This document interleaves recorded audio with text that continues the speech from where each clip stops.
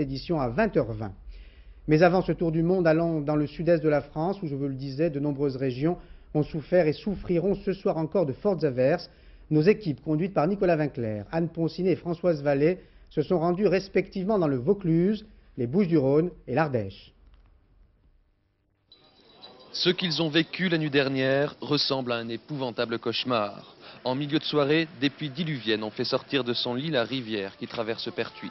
Une lame d'1,70 m qui a emporté la digue en amont du village, puis tout dévasté sur son passage. 400 personnes ont été évacuées, elles ont parfois tout perdu. Après le temps, moi j'ai pris ma femme, ma fille, je me suis dit pas. J'ai pas trouvé le chien. Tiens, viens. J'ai pas eu le temps de trouver le chien, l'eau commence à déborder, on est obligé de partir. Les inondations ont fait un mort, un homme victime d'une crise cardiaque au moment de son évacuation. Ce matin, c'était la colère dans ce quartier HLM. C'est la 3e fois en 6 ans qu'il est dévasté par les flots. Le canal qui suit la route, ils l'ont refait pour qu'il n'y ait plus d'inondation. Soi-disant, les drainages devaient être faits ici. Il n'y a rien qui a été fait. Il n'y a rien. C'est un endroit qui n'aurait jamais dû être construit. Seulement, il y avait peut-être un peu trop d'argent à prendre. C'était des vignes qu'il y avait ici, une source. Ils ont rasé les vignes et le permis de construire, on se demande comment ils l'ont eu.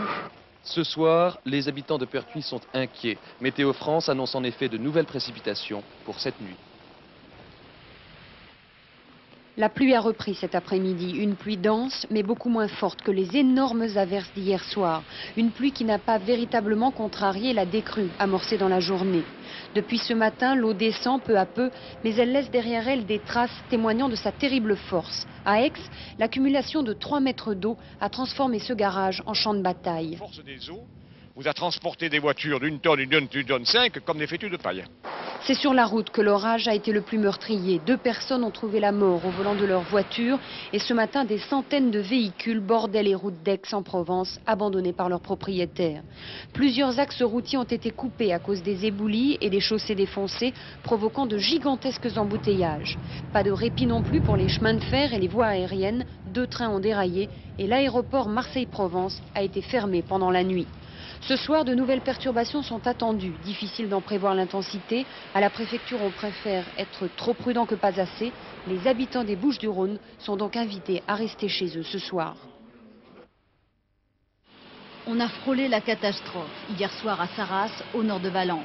Un train de marchandises en provenance de Marseille a déraillé sur un pont au-dessus de la nationale 86, à quelques dizaines de mètres seulement des habitations. Les pluies torrentielles qui se sont abattues hier sur la région sont à l'origine de l'accident. Une coulée de boue a dévalé la colline, entraînant avec elle des troncs d'arbres sur les voies. Sur les 31 wagons, 14 sont sortis des rails. Le conducteur de la motrice a été tué sur le coup.